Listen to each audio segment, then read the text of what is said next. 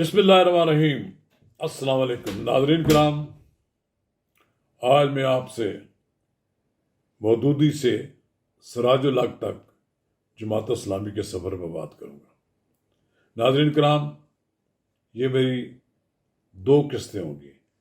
Vlog میں پہلا مرحلہ جو ہے میں آغاز کروں گا سید مودودی سے، اور پھر اگلے مرحلے میں اس کو میں سراج الحق پر اختتام پذیر کروں گا۔ ناظرین کرام، قبل اس کے کہ آپ نے اگر میرا یوٹیوب چینل نواز رضا کے ساتھ اب تک سبسکرائب نہیں کیا تو براہ کرم اسے فوری طور پر سبسکرائب کریں، لائک کریں اور اب آپ کے ساتھ شیئر کریں، اور آئیکن کا وہ بٹن دبانا نہ بھولیے کہ جب ہم ویڈیو لوڈ کریں تو سب سے پہلے آپ تک اطلاع پہنچے۔ تو ناظرین کرام، میں شروع کرتا ہوں اس بات سے کہ 82 سال قبل کی بات ہے۔ مفکر اسلام سید ابو العلا مودودی شاعر مشرق علامہ اقبال کی دعوت پر نقل مکانی کر کے پنجاب کے دل لاہور میں ڈیرا لگایا۔ عمر بھر اسی شہر کو اپنا مدفن بنا لیا۔ 26 اگست 1941 کو اسلامیہ پارک میں 75 چیدہ شخصیات نے مل کر اسلامی تحریک کی بنیاد رکھی۔ اس کا نام جماعت اسلامی رکھا گیا۔ سید ابو العلا مودودی کو پہلا امیر منتخب کر لیا گیا۔ وہ 31 سال تک جماعت اسلامی کے بلا شرکت غیر امیر رہے۔ جن شخصیات کو سید مودودی کی قربت حاصل رہی، ان کا جماعت اسلامی اور معاشرے کے اندر مقام رہا۔ ابتدا میں جماعت اسلامی کے ارکان کی تعداد انگلیوں پر گنی جا سکتی تھی، لیکن سید مودودی کی شخصیت کا بڑا دبدبہ تھا۔ وہ اپوزیشن کی تحریک کے روح رواں رہے۔ ایوب خان کی آمریت ہو یا ذوالفقار علی بھٹو کی فسطائیت، یہ سید مودودی ہی کی شخصیت تھی جس نے ان کی آنکھوں میں آنکھیں ڈال کر بات کی۔ ختم نبوت کی تحریک میں جن دو شخصیات کو سزائے موت سنانے کا حکم ہوا، ان میں ایک سید ابو العلا مودودی اور دوسرے مولانا عبدالستار خان نیازی تھے۔ جماعت اسلامی نے 1946 کی انتخابات میں یونینسٹ پارٹی کے مقابلے میں آل انڈیا مسلم لیگ کی حمایت کی تھی۔ قیام پاکستان کے بعد قائد اعظم نے سید ابو العلا مودودی کو ریڈیو پاکستان میں اسلامی نظام سے متعلق آگاہی پر لیکچر دینے کی ذمہ داری سونپی تھی۔ آج جماعت اسلامی پاکستان کی سب سے منظم جماعت ہے، جس کے ارکان کی تعداد 46,000 سے تجاوز کر گئی ہے۔ حیران کن بات ہے کہ کارکنوں کی تعداد تو بڑھ گئی، لیکن جماعت اسلامی کی اسٹریٹ پاور سے بھی کوئی انکار نہیں کر سکتا۔ ملین مارچ ہو یا لانگ مارچ، جماعت اسلامی اپنی سیاسی قوت کو منوایا ہے۔ ملک میں سیلاب کی تباہکاریاں ہوں یا زلزلہ میں بستیاں صفحہ ہستی سے مٹ جائیں، ہر جگہ جماعت اسلامی کے کارکن الخدمت کی شکل میں نظر آتے ہیں۔ عام آدمی ہو یا صاحب ثروت، اس کا تعلق کسی بھی سیاسی جماعت سے ہو، وہ الخدمت کو ہی عطیات دیتا ہے۔ لیکن انتخابات میں جماعت اسلامی کو تعلیم یافتہ بستیوں یا مذہبی علاقوں کے سوا دیگر مقامات سے حوصلہ افزا ووٹ نہیں ملتے۔ ممکن ہے جماعت اسلامی کی اعلیٰ فورم پر اس پہلو پر سیر حاصل گفتگو کی گئی ہو۔ شاید یہی وجہ ہے کہ جماعت اسلامی نے اتحادوں کی سیاست کو خیر بات کہہ دیا ہے۔ جماعت اسلامی کی اعلیٰ قیادت کا موقف ہے کہ جماعت اسلامی کو انتخابی اتحاد کی سیاست نے سب سے زیادہ نقصان پہنچایا ہے۔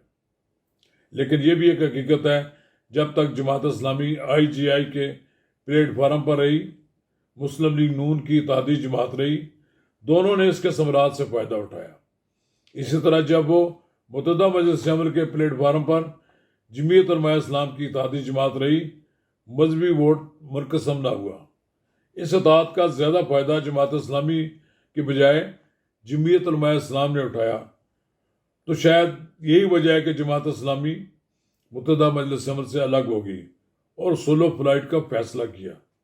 اب جماعت اسلامی سیاست میں تیسری قوت بن کر ابھرنے کی کوشش کر رہی ہے۔ جماعت اسلامی مسلم لیگ نون کی فطری طور پر اتحادی جماعت ہے، لیکن مسلم لیگ نون کے اندر روشن خیال عناصر دائیں بازو کی جماعت کا بوجھ اٹھانے کے لیے تیار نہیں اور اپنے آپ کو روشن خیالی کی تہمت لگانے پر فخر کرتے ہیں۔ دوسری یہ کہ وہ جماعت اسلامی کے بڑھتے ہوئے مطالبات کے سامنے سر تسلیم خم کرنے کے لیے تیار نہیں۔ مسلم لیگ نون کے روشن خیال عناصر نے طے شدہ ایجنڈے کے تحت دونوں جماعتوں کے درمیان فاصلے بڑھا دیے۔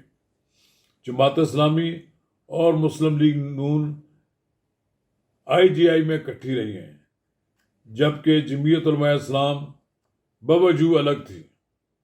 جماعت اسلامی اور جمعیت علماء اسلام متحدہ مجلس عمل کا حصہ تھی تو مسلم لیگ نون دونوں جماعتوں سے دور تھی۔ جماعت اسلامی کا نظم و نسق کا ہمیشہ مثالی رہا ہے۔ ماچھی گیٹ میں نقطہ نظر کا اختلاف ہوا تو جماعت اسلامی کو تقسیم نہ کر سکا۔ سید مودودی جماعت اسلامی کو سیاسی تحریک کے طور پر آگے لے کر چلنا چاہتے تھے، لیکن کچھ شخصیات اسے محض دعوتی تحریک تک محدود رکھنا چاہتے تھے۔ ڈاکٹر اسرار احمد، ارشاد حقانی، مصطفیٰ صادق اور امین احسن اصلاحی جماعت اسلامی سے تو الگ ہو گئے، لیکن جماعت اسلامی کو کوئی نقصان نہیں پہنچایا۔ اسی طرح قاضی حسین احمد کی امارت میں جماعت اسلامی کے اندر بغاوت ہوئی، لیکن یہ سب کچھ سر قاضی حسین احمد کے طرز سیاست کے خلاف رد عمل تھا۔ حکیم محمود سہارنپوری نے اپنی سرگرمیوں اصلاح معاشرہ تک محدود رکھی۔ یہ تحریک ان کی زندگی تک قائم رہی۔ جماعت اسلامی انتخابات کے لیے امیدوار بننا جرم تصور کیا جاتا تھا، لیکن شاید اب یہ کلچر تبدیل ہو گیا ہے۔ اب جماعت اسلامی کا ٹکٹ ہولڈر بننے کے لیے لابی کرنا معیوب نہیں سمجھا جاتا۔ اسلام آباد میں ہمارے ایک دوست نے جماعت اسلامی کے ٹکٹ کے لیے اپنی عمارت تک قربان کر دی۔ کیسی جماعت جان کر لی جو ان کی سیاسی سوچ سے دور دور تک مطابقت نہیں رکھتی تھی۔ سید ابوالعلا مودودی، میاں طفیل محمد، قاضی حسین احمد، سید منور حسن اور سراج الحق علیہ ترتیب ووٹ کی پرچی سے امیر جماعت اسلامی منتخب ہوئے۔ اتحادوں کی سیاست میں ہمیشہ جماعت اسلامی نے سیکرٹری جنرل کے عہدہ کو ترجیح دی ہے۔ جماعت اسلامی کا انتظامی ڈھانچہ اس قدر مضبوط ہے، اس میں شگاف ڈالنے کی کوئی کوشش کبھی کامیاب نہیں ہوئی۔ جماعت اسلامی میڈیا کے محاذ پر بھی ایک متحرک جماعت سمجھی جاتی ہے۔ امیر العظیم کے بعد کیسر شریف میڈیا کے محاذ پر سرگرم عمل ہیں۔ صفدر چودھری مرحوم کی کمی پوری کرنے کی کوشش کر رہے ہیں، لیکن جس تیزی سے سوشل میڈیا کا رول بڑھا ہے، مالی مسائل رکاوٹ بن رہے ہیں۔ سن 2013 کے انتخابات میں جماعت اسلامی کو 10.5 لاکھ ووٹ حاصل کرنے میں کامیاب ہوئی تھی، لیکن پچھلے 10 سال میں جماعت اسلامی کے ووٹ بینک میں خطرناک حد تک کمی آئی ہے۔ جماعت اسلامی کی اسٹریٹ پاور میں کوئی کمی نہیں آئی۔ امیر جماعت اسلامی کی اپیل پر چند گھنٹوں میں کلمہ طیبہ کے پرچم اٹھائے کارکن سڑکوں پر نکل آتے ہیں۔ جماعت اسلامی کا یہ طرز امتیاز ہے کہ سید مودودی سے لے کر سراج الحق تک جتنے عمرہ منتخب ہوئے ہیں، لوگ ان کی دیانتداری اور پاک دامنی کی قسمیں اٹھاتے ہیں۔ سراج الحق سپریم کورٹ گئے تو اس وقت کے چیف جسٹس نے ان کو صادق اور امین کا خطاب دیا۔ پاکستان کی کسی سیاسی جماعت میں اس بات کا تصور بھی نہیں کیا جا سکتا کہ ننگے پاؤں دور دراز کے دیہات میں اسکول جانے والا طالب علم میرٹ پر ملک کی ایک بڑی جماعت کا سربراہ بن جائے گا۔ چکوال سے تعلق رکھنے والے مولانا فتح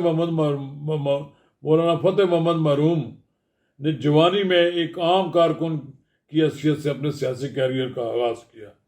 وہ جماعت اسلامی کے قائم مقام امیر کے منصب پر فائز ہوئے۔ لیاقت بلوچ نے طالب علم لیڈر کی حیثیت سے اسلامی جمہوریت کے طلباء کے پلیٹ فارم سے اپنے کام کا آغاز کیا۔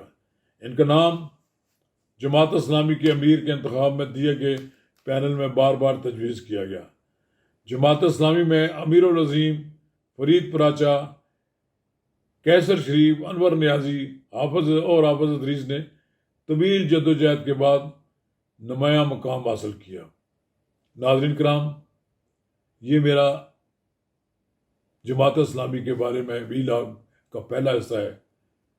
اگلا حصہ میں بعد میں پیش کروں گا۔ شکریہ۔